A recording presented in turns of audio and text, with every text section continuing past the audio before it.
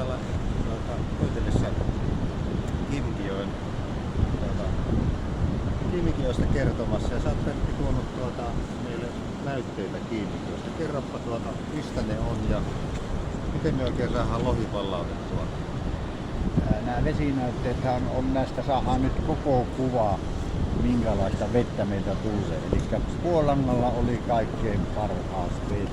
Ja tätä on suunnilleen pääuoma, ei ole mitenkään huonossa tilassa, mutta sitten meillä on 2-3 semmoista, jotka on jo riittisessä tilassa. Eli kuulettaa, kun jotakin tuoda tekee, niin pH on niin alhaalla, että siellä ei ole kalat enää lisääntyä.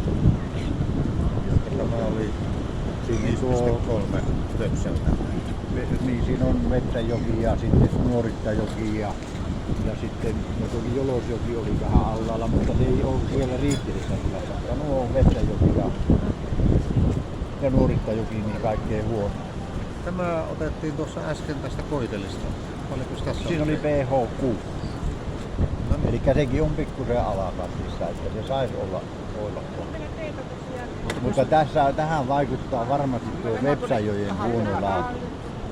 Kato, se vaikuttaa pitkälle tänne alavirtaukseen. Siellä oli 5,3 vaan pH. Se näkyy täällä.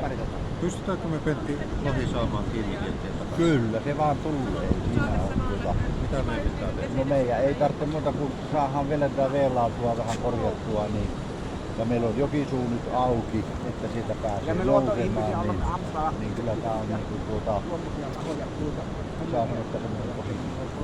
Hyvä.